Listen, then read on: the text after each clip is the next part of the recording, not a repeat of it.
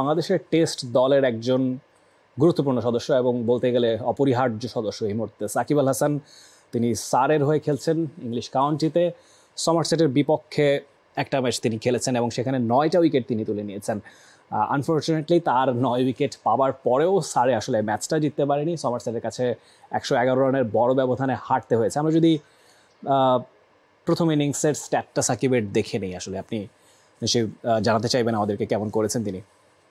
অবশ্যই সাকিব যে 9 উইকেট নিয়েছেন, যেটা আপনি বলছিলেন যে প্রথম ইনিংসে সাকিব 33 ওভার বোলিং করেছেন এবং স্বাভাবিকভাবেই সাকিবের ক্ষেত্রে আমরা যেমনটা দেখি তিনি রান একেবারেই খরচ করেন না, সেটা যে ফরম্যাটে ক্রিকেটার, এখানেও তাই। 250-টিরও বেশি ডিজাইন অপশন নিয়ে ওয়ালটন স্মার্ট ফ্রিজ, বোঝে আপনার প্রয়োজন। মাত্র 97 রান খরচ করে তিনি 4 উইকেট নিয়েছেন, ইকোনমি রেট মাত্র 2.86 এবং দ্বিতীয় ইনিংসে তার বলের ধারটা আরও বাড়লো। তিনি এবার 5 উইকেট পেয়েছেন এবং এবার তিনি খরচ করেছেন 96 রান, 29 ওভার 3 বল তিনি করেছেন। এবার ইকোনমি রেটও 3-এর আশেপাশে।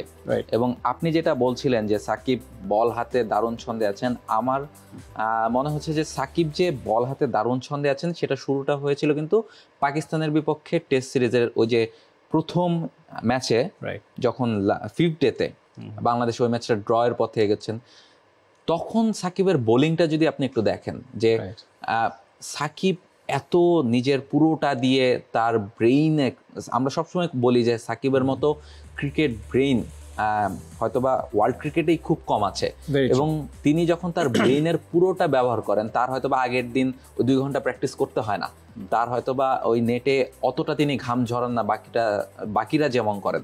তবে ওই যে তিনি যখন তার ব্রেইনের ইউজ করেন ওই মাঠের ভিতরে, তখন কিন্তু আসলে তার সেরাটা বেরিয়ে আসে এবং সেটা তিনি পাকিস্তানের বিপক্ষে বল হাতে করেছেন।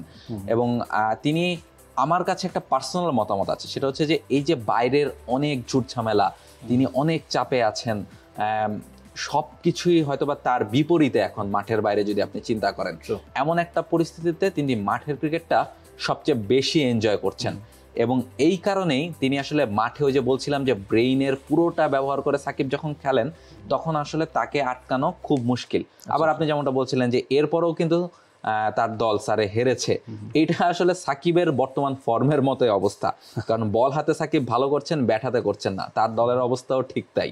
অ্যাবসলিউটলি, আমরা নিশ্চয়ই এই সাকিবের এই বল হাতের ধারাবাহিকতাটা আমরা আসলে ভারত সিরিজ এবং তার পরবর্তী দক্ষিণ আফ্রিকা, ওয়েস্ট ইন্ডিজের বিপক্ষে সিরিজেও আমরা দেখতে চাইবো। এই মুহূর্তে তার যে দৃষ্টি শক্তি নিয়ে একটা কোশ্চেন এসেছিল বিপিএলে, তারপরে এই রাজনৈতিক পট পরিবর্তন, তিনি সংসদের সদস্য ছিলেন, সব কিছু মিলিয়ে তার মাঠের বাইরের সমালোচনা আসলে তাকে সেভাবে করে যে স্পর্শ এই মুহূর্তে অন্ত করছে না, সেই প্রমাণটা কিন্তু সাকিব আরও একবার আসলে দিলেন। For more updates, subscribe to our YouTube channel and click on the bell icon. Follow us on Facebook and Instagram. Download T-Sports app to enjoy exciting games and highlights. Visit tsports.com.